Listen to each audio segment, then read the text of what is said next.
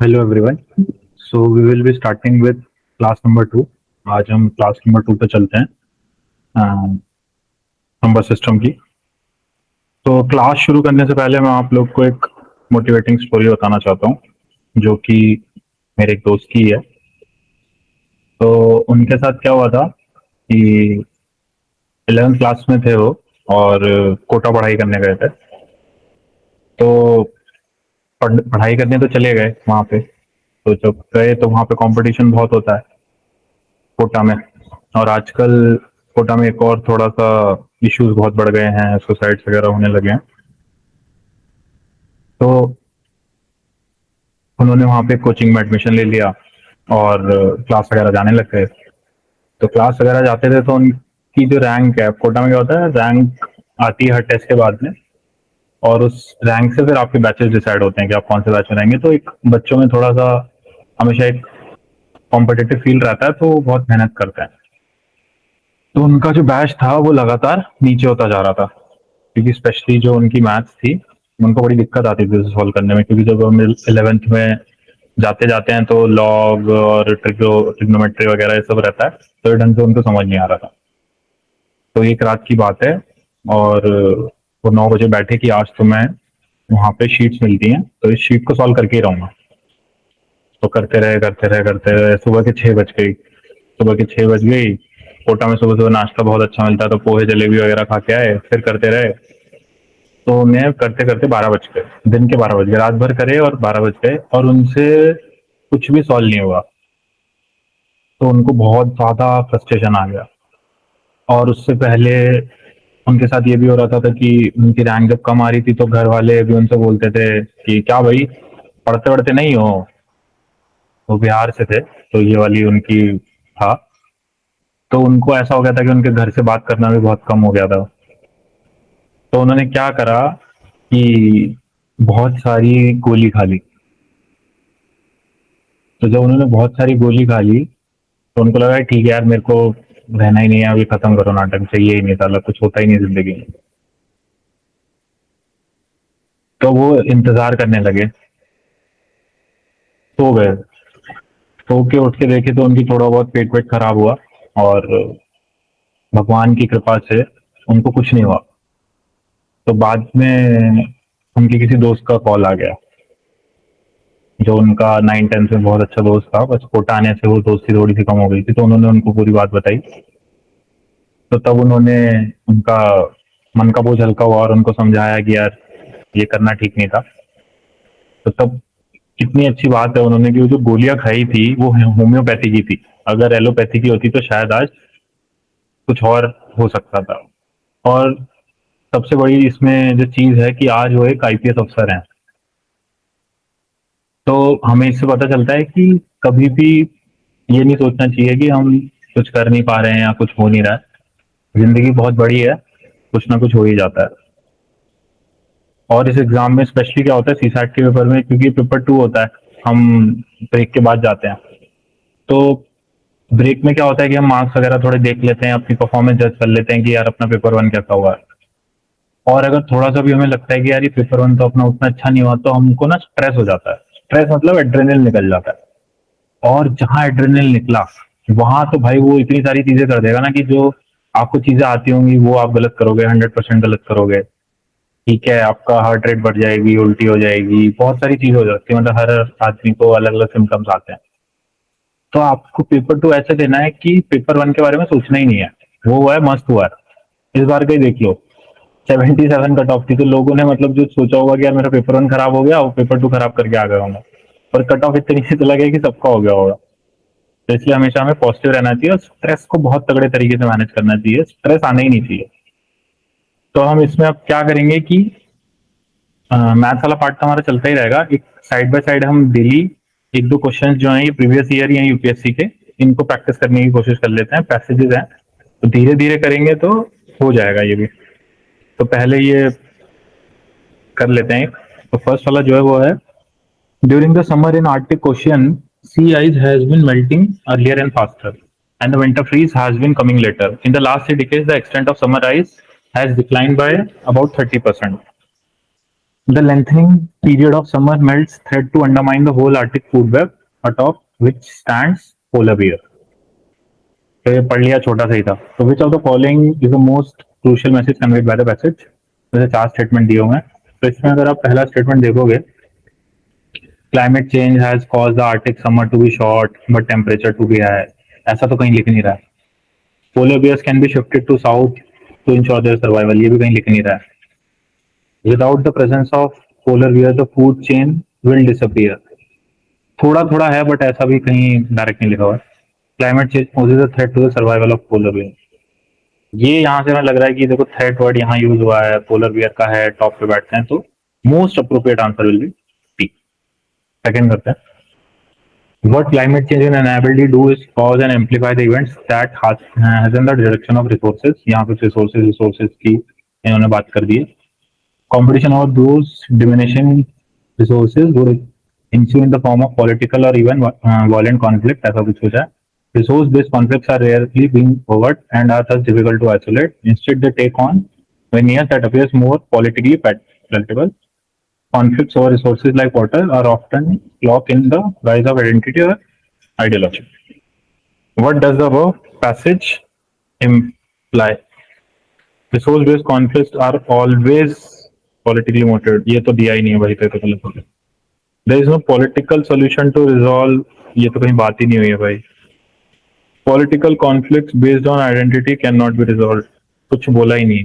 तो most appropriate 3 आपने काट दिए, यही होगा. अब इसमें यूपीएससी में एक बहुत चीज ध्यान रखने की है कि काटना जरूर आना चाहिए हमको. तो ये 3 ऑप्शन काट दिए, तो ये 100% ट्रू होगा. हम स्टार्ट करते हैं क्लास.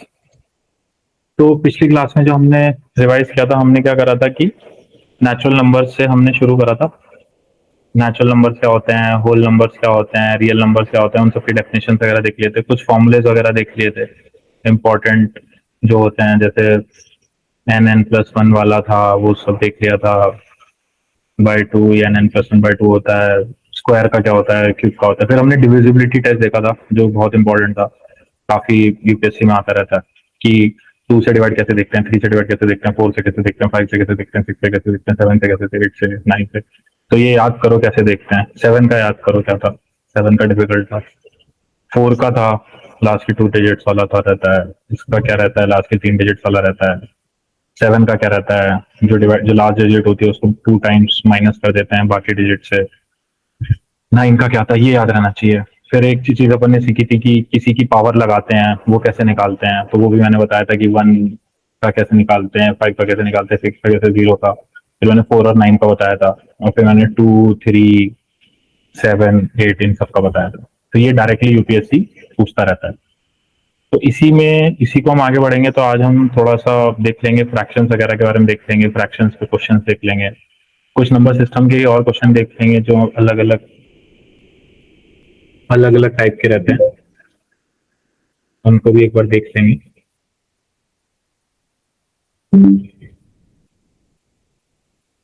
तो आगे बढ़ते हैं. तो क्वेश्चन से स्टार्ट करते हैं. तो पहला क्वेश्चन लेते हैं कि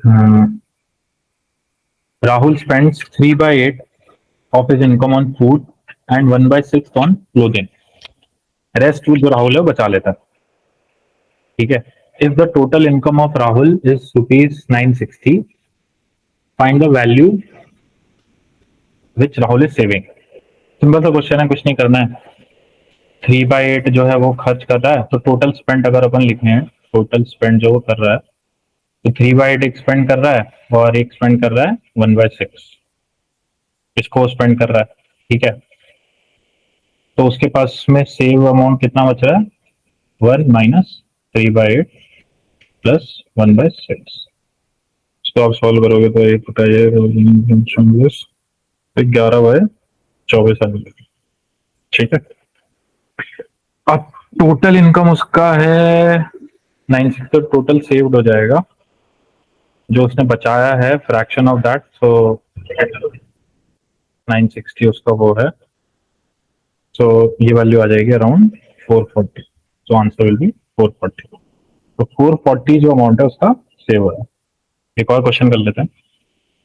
1 - ½ into 1 minus 1 by 3 goes on to 1 minus 1 by 100। ऐसे देखने में टफ लग रहा होगा बट बहुत इजी सवाल है। इसको अगर हम खोल लें तो बन जाएगा हाफ, इसको खोल लें तो बन जाएगा 2/3। तो ऐसे चलता रहेगा, बन जाएगा 99/100। तो यहाँ से आप देखोगे तो इसका कैंसिलेशन ऐसे आ रहा है, ऐसे तो ये भी कैंसिल हो जाएगा। एक तो ये बच जाएगा, एक ये बच जाएगा, आंसर विल बी 1/100। तो ऐसे ही देख के डरना नहीं है कि पता नहीं क्या पूछ रहे हैं, इजी सा सवाल। अगला क्वेश्चन करते हैं। अगला क्वेश्चन है, Rahul was asked to find the 7/9 of the fraction. अब देखो राहुल से कुछ सवाल पूछ रहे हैं कि 7/9 उसको फ्रैक्शन का निकालना था, बट उसने 7/9 से मल्टीप्लाई करने की जगह 7/9 से उसने डिवाइड कर दिया, और जो उसका आंसर था वो आंसर 8/12 से एक्सीड कर गया। तो बोल रहे हैं कि करेक्ट आंसर जो है वो क्या होगा, ये इनका सवाल है। तो इसमें सिंपल है कि हम जो फ्रैक्शन है कोई, उसको हम ले लेते हैं कि let's say it is a/b। तो उसने बोला 7/9 उसको निकालना था a/b का, बट उसने a/b को डिवाइड कर दिया 7/9 से। ठीक है, तो इसको अगर अपन ढंग से लिखें तो आ जाएगा 7a/9a/7b। अब बोल रहा है इन दोनों का जो डिफरेंस है, ये आंसर एक्सीडेड। तो बोल रहा है कि 9a/7b minus 7a/9b is equals to 8/12। ये दिया हुआ है। सो अगर मैं यहाँ से a/b कॉमन ले लूँ, so it is coming 9/7 minus 7/9 is equals to 8/12। इसको मैं सॉल्व करूँ तो आंसर आ जाएगा a/b इज इक्वल्स टू 21/16। ठीक है, तो अपनी करेक्ट वैल्यू जो थी, what is this, 7/9 into a/b which is 21/16। तो ये 3 से कट जाएगा, ये भी 3 से कट जाएगा, 2 इंचा हुआ 48, 49/40। तो ये वैल्यू आ जाएगी। ठीक है, तो ये इसका आंसर हो गया। चलो अगला सवाल कर लेते हैं। अच्छा, ये सारे जो क्वेश्चन है ना, मैंने अलग अलग जगह से लिए हैं, यूपीएससी से लिए हैं जो प्रीवियस ईयर हैं, और कैट के भी लिए हैं, क्योंकि वही लेवल जो है सीसैट का बढ़ रहा है, तो अपन को कैट के सवाल भी करने हैं। ठीक है, ये कैट में आते हैं ये सब सवाल। फिर अगला क्वेश्चन है, एक 4 डिजिट नंबर है, 4 डिजिट नंबर बोले हैं सम है जो डिजिट्स का। अब देखो 4 डिजिट नंबर है ना, एक चीज ध्यान रखो कि 4 डिजिट होती है, 1 2 3 4। इसको बोलते हैं यूनिट्स प्लेस, इसको बोलते हैं टेंस प्लेस, इसको बोलते हैं हंड्रेड्स प्लेस, इसको बोलते हैं थाउजेंड्स प्लेस। ठीक है, अब अपन को क्वेश्चन में क्या दे रखा है, hundreds place plus tens place plus units place, क्या दिया हुआ अपन को, 15 दिया हुआ। तो इनको कुछ कुछ मान लेते हैं, कुछ कुछ। ठीक है, तो हमको क्या दिया हुआ है कि हमको क्या क्या दिया हुआ है कि थाउजेंड्स प्लेस जो है, तो इनको कुछ कुछ वैल्यूज मान लेते हैं। तो x plus y plus z जो है 15 दिया है, और w plus x plus y जो है 14 दिया है, और 1000 प्लेस पे जो डिजिट्स है, it is 4 more than what is it units. तो w जो है वो हमको दे रखा है z प्लस 4। तो 3 इक्वेशंस हैं अपने पास में। तो यहाँ से अगर अपन इनको देखेंगे, तो आप अगर हम मान लो इन दोनों को सब्ट्रैक्ट कर दूं, तो यहाँ से देखोगे तो w ये आ जाएगा 1। ठीक है ना, आ गया। अब हमें पता है कि इनमें से किसी की भी ये चीजें हमें दे रखी है। देखिए इक्वेशन हमें गिवन है क्या, z plus 4 is equals to w। तो यहाँ से जो है w हमारे पास में आ जाएगा 4, z आ जाएगा 5। ये दोनों वैल्यूज आ गई। तो यहाँ से आप इसको इस इक्वेशन में डालोगे, यहाँ से हम ये देख सकते हैं, ये अब हमको नंबर फाइंड करना है, तो एग्जैक्टली तो मिल नहीं पाएगा। तो इसमें उन्होंने पूछा भी है कि भाई हाईएस्ट निकालो, हाईएस्ट निकाल सकते हो। तो हाईएस्ट के लिए अब ये वाली वैल्यू हमारी फिक्स हो गई है, ये वाली वैल्यू फिक्स हो गई है, तो इनको हम मैक्सिमम कर सकते हैं, और तो हम कुछ नहीं कर सकते। तो ये हम निकालेंगे तो हमारा y को अगर हम मान लीजिए मैक्सिमम 9 ले लेते हैं तो x जो है हमारा आ सकता है 14 माइनस 4 माइनस 9, सो ये हमारा 1 आ सकता है। तो हमारा नंबर हो सकता है 4195। It is one of the numbers, और भी नंबर्स हो सकते हैं। फिर अगला क्वेश्चन कर लेते हैं। एक बास्केट है जिसमें 2 एप्पल्स हैं, 4 ऑरेंजेस हैं, 6 मैंगोज हैं, जिसकी जो कॉस्ट है it is same as 1 apples 4 oranges 8 mangoes और 8 ऑरेंजेस एंड 7 मैंगोज। तो इनको सिंपल सा मान लेते हैं 2a plus 4o plus 6m, ये किसके बराबर दिया हुआ है a plus 4o plus 8m। एक तो ये इक्वेशन होगी। दूसरा क्या दिया हुआ है 2a plus 4o plus 6m जो है 8o प्लस 7m के बराबर दिया। ये यहाँ से ये कटेगा, नीचे आ गया a जो है वो आ गया 2m, ये जो आ गया 2m। इस इक्वेशन में अगर मैं पुट कर दूंगा तो आ जाएगा 4m plus 4o plus 6m वो 8o प्लस 7m, ये आ जाएगा। तो इसको अगर मैं सॉल्व करूं तो मेरा आ जाएगा 3m इक्वल्स टू 4m। तो कॉस्ट जो निकालना है मुझे, किसका निकालना है, cost of one basket in mango terms.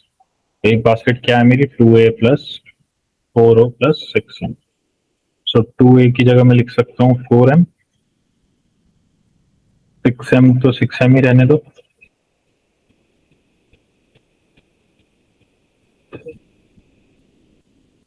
और 4o की जगह मैं लिख सकता हूँ 3m। सो इट इज 4 होते 12, तो ये आ जाएगा अपना बस अपनी 13। ठीक है, नेक्स्ट क्वेश्चन करते हैं। इसमें क्या दिया हुआ है, x and y are real numbers satisfying that x plus y is 102। ठीक है, find the minimum value of 2601 1 upon x plus 1 into 1 upon y plus 1। इसमें मैंने पिछली क्लास में एक चीज बताई थी एपीजीपी, उसी का थोड़ा सा यूज होगा कि हमने बचपन में सभी सीखा था कि am जो होता है वो ग्रेटर देन इक्वल होता है gm के। अब ये क्या होता है, अरिथमेटिक मीन, अरिथमेटिक मीन कहते हैं इसको, और ये जो होता है gm जो होता है इसको कहते हैं ज्योमेट्रिक मीन, ज्योमेट्रिक मीन कहते हैं। इसका फॉर्मूला होता है x plus y by two. अगर कोई दो नंबर है तो for any x and y am will be written as x plus y by two. For two numbers gm will be written as root of x y. मतलब ऐसा होता है x1 x2 xn, तो यहाँ भी जो है पावर 1 बाय एन आएगी। तो यहाँ पे दो नंबर हैं तो पावर जो है स्क्वायर रूट आ गया। तो ये हमें पता होता है कि x प्लस वाई जो होता है square root of 2x square होता है। ये वाला कंसेप्ट इसमें यूज हो सकता है। इसमें अगर आप ढंग से देखो तो इसको खोल सकते हो 2601 1 upon x plus 1 by x y plus 1 by y. नीचे एक्स वाई है, ये है, इसको अगर आप खोल सकते हो। अच्छा, इसमें एक और चीज होती है, अब ये चीज को अगर हमको मिनिमम निकालना है, इस पूरे सम को मिनिमम करना है, तो या तो ये मिनिमम हो या तो ये मैक्सिमम हो, ये तभी कर सकते हैं। और इसमें एक और चीज होती है कि ये इक्वालिटी आती है तो ये हमेशा इससे ज्यादा होता है। तो इसमें अगर कभी हमको मैक्सिमम वैल्यू निकालना होता है तो हम ये देख लेते हैं कि एक्स जो है वाई के बराबर हो जाए। तो इसमें वो भी पुट कर सकते हो, एक्स वाई को डाल के डायरेक्ट। अगर यहाँ पे देखो एक्स प्लस वाई जो है 102 दे रखा है, तो एक्स को आप 51 ले सकते हो, वाई को 51 ले सकते हो। ठीक है, ये भी कर सकते हो, डायरेक्टली इसको खोल भी सकते हो कि 2601 जो है, फिर इसको x y plus 1 plus x plus y upon x plus y लिख के इसकी वैल्यू इसको मैक्सिमम कर सकते हो, इसको मिनिमम कर सकते हो, कोई सा भी तरीका। और डायरेक्टली भी पुट कर सकते हो कि भाई यहाँ पे 20 इसमें 51 प्लस 1 51 प्लस 1 और नीचे एक्स वाई तो 51 51, तो ये कैंसिल ही हो जाएगा शायद। तो दोनों में से कोई भी मेथड फॉलो। तो इसमें ये कंसेप्ट पता होना चाहिए ये एम जो होता है जीएम से ज्यादा होता है, और एम की वैल्यू कैसे निकलती है और जीएम की वैल्यू कैसे निकलती है, ये इसमें पता होना चाहिए। ये नहीं पता होगा तो गड़बड़ हो सकती है। नेक्स्ट क्वेश्चन करते हैं। ये बहुत अच्छा सवाल है यार, ये यूपीएससी में आता रहता है, ऐसी चीजें पूछते रहती हैं। तो बोल रहे हैं इंटीजर्स फ्रॉम 1 to 120, इसका मतलब क्या 1 2 3 4 5 6 7 विच आर डिविजिबल बाय 2 से भी करे 5 से भी करे 7 से भी करे। ठीक है, तो ये थोड़ा सा अच्छा क्वेश्चन होता है। इसमें बहुत इजी सा है, मेथड देख लो, मेथड देख लोगे तो आप भी कर लो, बहुत इजी सा ही है। अब 1 से लेके 120 तक अगर मैं 2 से डिवाइड करूंगा तो ऐसे 60 नंबर होंगे जो 2 से डिवाइड हो जाए, है ना। ऐसे ही 1 से लेके 120 तक अगर मैं 5 से डिवाइड करूंगा तो ऐसे 24 नंबर होंगे जो डिवाइड हो जाए। ऐसे अगर मैं 7 से डिवाइड करूंगा तो 17 नंबर होंगे, ठीक है। अब मैं कोई ऐसा नंबर ढूंढूंगा जो 2 से भी डिवाइड होता हो, 5 से भी डिवाइड होता हो, 7 से भी डिवाइड होता हो। ऐसा सिर्फ एक ही नंबर होगा, ठीक है, आप करके देख लो। फिर मेरे को निकालना है कि ऐसे कौन से नंबर्स हैं जो 2 से भी होते हैं और 5 से भी होते हैं। तो ये देखोगे तो आप 12 नंबर्स आएंगे, ठीक है। फिर अगर ऐसे नंबर्स निकालना है जो 2 से भी होते हो, 7 से भी होते हो, तो ये निकालोगे तो 8 नंबर्स आएंगे। और फिर हमें देखना है ऐसे नंबर जो 5 से भी होते हो और 7 से भी होते हो, तो ये निकालोगे तो ऐसे 3 नंबर्स हैं। तो हमें चाहिए क्या था, ऐसे नंबर्स जो 2 से भी होते हो, 5 से भी होते हो, 7 से भी होते हो। तो उसका ये फॉर्मूला होता है कि इन दोनों का ये इज इक्वल्स टू जो 2 से होते हो, जो 5 से होते हो, जो 7 से होते हो, और इसमें से हम घटा देंगे वो नंबर जो 2 और 5 दोनों से हो रहे हैं, क्योंकि यहाँ 2 बार एडिशन हो जाएगा, इसलिए एक बार हटा रहे हैं। जो 5 और 7 से हो रहे हैं, या फिर जो 2 और 7 से हो रहे हैं। अब इसमें तीनों में एक नंबर ज्यादा घट जाएगा जो जो सबसे हो रहा होगा, तो वो हमें ऐड करना पड़ेगा। जो 2 से भी हो रहा हो, अच्छा ये वाला जो साइन होता है ये ऐड कर रहा होता है, ये वाला जो साइन होता है ये सबट्रैक्ट होता है। मतलब ये तो होता है यूनियन, और ये होता है कि उन दोनों के बीच में, तो इसको डिफरेंस कहते हैं।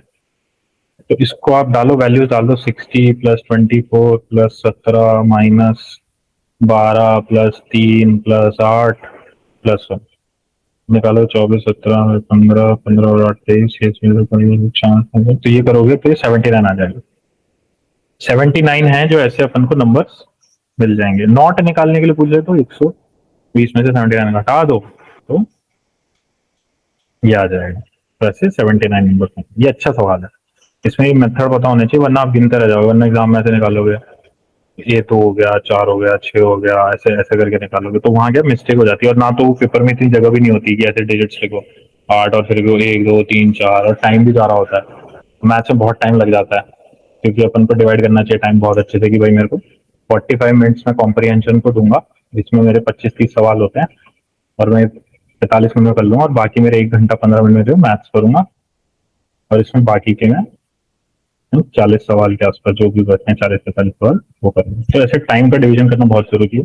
ये लोग अपने हिसाब से मैनेज कर सकते हैं, जिनका कॉम्प्रिहेंशन फास्ट है वो इस टाइम को और कम कर ले, 30 मिनट से कर ले, तो यहाँ पे वो 130 प्लस बच जाएगा और वो सॉल्व कर सकते हैं अकॉर्डिंगली। तो ये बहुत जरूरी है, कंसेप्ट भी अच्छा है, ये कंसेप्ट पता भी होना चाहिए। नेक्स्ट सवाल करते हैं। ये पूछ रहा है, ये भी बहुत इंपॉर्टेंट है, आता रहता है कि एक सीरीज है S1 ये दे रखी है, जिसमें 19 है, 23 है, 27 है, लास्ट टर्म है 415। दूसरी सीरीज दी हुई 14 है, 19 है, 24 है, लास्ट नंबर है 464, 464। दो सीक्वेंस। अब मैंने आपको पिछली क्लास में सिखाया था फंडा एपी वाला। एपी मैंने बोला था nth टर्म अगर निकालनी होती है तो वो होती है a plus n minus one into D. अब तक याद भी नहीं है तो रट लो। डी जो होता है वो डिफरेंस होता है, तो अगर इस टर्म में हम डिफरेंस देखें तो 4 का डिफरेंस है पहली सीरीज में, और दूसरी सीरीज में डिफरेंस है 5 का, ठीक है। अब हमें निकालनी है कि दोनों में कॉमन टर्म्स क्या है। तो एक तो देसी मेथड है भाई, इसकी निकालते रहो, इसकी 27 होगी, पहली एक टर्म 19 कॉमन हो गई, तो कॉमन टर्म से निकालना है। तो या तो देसी मेथड से निकालो, यहां तक जाओ, या तो एक और तरीका होता है एपी वाला, सिंपल सा है। तो इसमें हमें क्या करना है कि अगर आप ध्यान से देखो तो जो इसकी कॉमन टर्म्स होंगी वो क्या हो रहा होगा, इसमें भी आ रही होगी, इसमें भी आ रही होगी, राइट। तो वो क्या होगा, एलसीएम होगा 4 और 5 का। अब यार ये एलसीएम का जो फंडा है ये शायद आपने बचपन में पढ़ा होगा, भूल गए होंगे तो मैं एक बार बता देता हूँ। एलसीएम क्या होता है, लीस्ट कॉमन मल्टीप्लायर होता है, मतलब इन दोनों में से सबसे छोटा जो इन दोनों को वो कर रहा हो, मल्टीप्लाई करने से आ रहा हो, मतलब उन दोनों को डिवाइड कर रहा हो। सिंपल सा, अगर बचपन में मेथड भी करते थे अपन, एलसीएम निकालने का बहुत इजी सा मेथड होता है। मान लो 12 या 18 है, तो अपन इनको डिवाइड करते जाते, तो 2 से यहाँ मैं डिवाइड करूंगा तो क्या आ जाएगा 6, ठीक है, और इसको डिवाइड करूंगा तो आ जाएगा 9। फिर मैं इसको 2 से डिवाइड करूंगा तो क्या आ जाएगा, ये तो आ जाएगा 3, और ये 9 ही रहेगा, ठीक है। अब ये 2 से डिवाइड नहीं होगा, अभी 3 से डिवाइड होगा, 3 से करूंगा तो आ जाएगा 1, आ जाएगा 3, फिर से 3 से डिवाइड करूंगा 1 1, तो मेरे को क्या है यहाँ पे रुकना है जब ये 1 1 आ जाता है। ये जो सब है ये है एलसीएम। तो एलसीएम कितना हो गया इसका, 2 इंटू 2 इंटू 3 इंटू 3। ये बचपन में बहुत करते थे, तो ये आ गया 36। एक और एग्जाम्पल करा देता हूँ ताकि चल हो जाए एलसीएम एलसीएम। 8 6 5 4 3 9, तो सबसे पहले 2 ले लो, तो 3 हो जाएगा, ये 4 हो जाएगा, 5 ही रहेगा, ये 2 हो जाएगा, 1, ये 3 ही रहेगा, ये 9 ही रहेगा। फिर 2 ले लो, ये 3 नहीं रहेगा, ये 2 हो जाएगा, ये 5 है, ये 1 है, 3 है, 9 ही रहेगा। फिर से 2 ले लो, तो 3 ही रहेगा, 1 हो जाएगा, 5 हो जाएगा, 1 हो जाएगा, 3 हो जाएगा, 9 हो जाएगा। फिर से 3 ले लो, तो 1 हो जाएगा, 1 5 1 1 3। अब 3 ले लो, 1 1 5 1 1 1। अब 5 ले लो, 1 1 1 1 1। पूरी 1 1 आ गई। ये एलसीएम हो गया। तो एलसीएम क्या हो गया? 2 into 2 into 2 into 3 into 3 into 5। फिर देख लेना कितना आता है, 360 आएगा शायद। ठीक है। एक और इसमें कंसेप्ट होता है एचसीएफ, हाईएस्ट कॉमन फैक्टर। ये भी एक होता है, मतलब होता है जैसे दो नंबर्स हैं, मान लो 12 और 18 ही है, तो 12 को आप कैसे लिख सकते हो? 2 इंटू 3। 18 को कैसे लिख सकते हो? 2 इंटू 3 इंटू 3। अब इन दोनों में कॉमन फैक्टर देखो, 2 दोनों में कॉमन है, 3 दोनों में कॉमन है, तो एचसीएफ जो है इन दोनों का क्या हो जाएगा?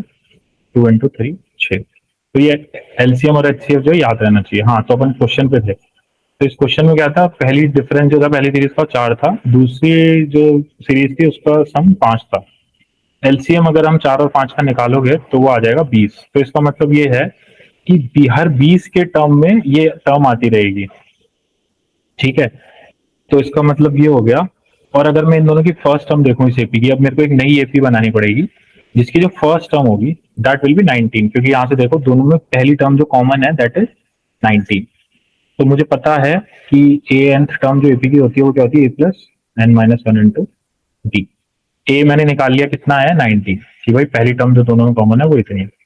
अब मुझे पता है लास्ट टर्म जो जा सकती है वो देखो 415 तक जा सकती है, तो 415 से ज्यादा ए एन जो है बड़ा नहीं हो सकता है। डी मैंने निकाल लिया, वो था एलसीएम था 4 और 5 का, वो कितना आया था मेरा? 20। इसको मैं यहाँ रखूंगा कि 405 15 से ज्यादा नहीं होना चाहिए। ठीक है, और 415 से ज्यादा नहीं होना चाहिए। और a plus n minus one into d निकालना है मेरे को। डी जो है मेरा 20 है, तो 415 प्लस, मतलब इक्वल टू में निकाल लो आप। तो पहली टर्म जो थी वो थी 19 plus 20 into n minus one. इसको सॉल्व करोगे तो एन माइनस वन जो है आपका 396/20 आ जाएगा।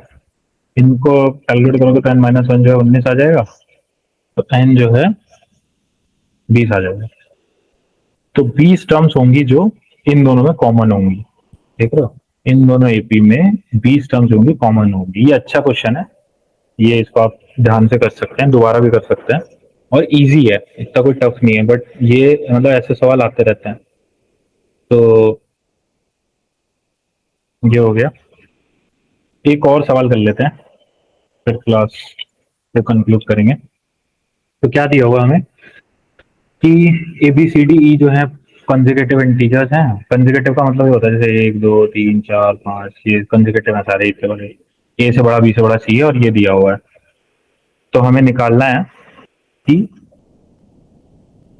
वैल्यू क्या हो सकती है। ठीक है, बी की वैल्यू क्या हो सकती है, पॉसिबल वैल्यूज ऑफ बी, ये दिया हुआ है। तो इंटीजर मान लो कि ए जो था वो कोई है x-1, बी को मान लो x, सी हो जाएगा x+1, डी हो जाएगा x+2, ई हो जाएगा x+3। ठीक है, ये इस इक्वेशन में डाल दो। ये क्या है? x-1 का whole square plus x square plus x+1 का whole square is equals to x+2 का होल स्क्वायर प्लस x+3 का होल स्क्वायर। इसको खोल दो, ये आ जाएगा x square plus 2x+1 plus x square plus x square plus 1 plus 2x। इसको भी खोल दो, x square plus 2x plus 4। इसको भी खोल दो, x square plus 9 plus 6x। तो सॉल्व कर लो, तो ये इससे कैंसिल हो गया, इस टाइप से ही बच गया एक्स स्क्वायर। यहाँ से 2 6 और ये 10 एक्स माइनस 11। अब इसके फैक्टर्स करने तो आपने बचपन में सीखे ही थे, बचपन में आप सब इंटेलिजेंट भी थे। तो अगर मैं इसको करूँ तो क्या हो जाएगा? एक्स स्क्वायर माइनस, मतलब इन दोनों ऐसे दो नंबर जिनका मल्टीप्लीकेशन जो है -11 हो और एडिशन जो है -10 हो, तो फैक्टर्स क्या होंगे? -11 और 1, तो -11x plus x -11 equals to 0। तो x कॉमन लोगे तो x -11, और +1 कॉमन लोगे तो x -11 इक्वल्स टू 0। तो इसके बाद सॉल्व करो तो x+1 और x -11 इज इक्वल्स टू 0। तो x या तो -1 आ जाएगा या 11 आ जाएगा। Possible values for b will be 1 and 11। तो आज हमने काफी टाइप के क्वेश्चंस कर लिए, तो इनको एक और बार फटाफट से जब भी आपके पास टाइम हो, मतलब रैंडम रैंडम चीजें करनी हो, टाइम पास करना हो, तो ये वीडियो देख लेना। और वीडियो देखने के बाद देख लेना कैसे सॉल्व हो रहा है। तो ये नंबर सिस्टम के क्वेश्चंस करा दिए हमने, कैट के करा दिए हैं, यूपीएससी के करा दिए हैं। अब नेक्स्ट क्लास में हम एक और इम्पोर्टेंट टॉपिक ले लेंगे, उससे आगे बढ़ते रहेंगे और धीरे धीरे ये होता रहेगा। और इसके साथ में हम कॉम्प्रिहेंशन के इंग्लिश में ये देते रहेंगे, इनको भी आप पढ़ के सवाल करते रहो, तो धीरे धीरे हो जाएगा। तो हर चीज जो है ऐसे ही अपन को करनी है और ऐसे ही अपन आगे बढ़ते रहेंगे। तो thank you, thank you, thank you very much.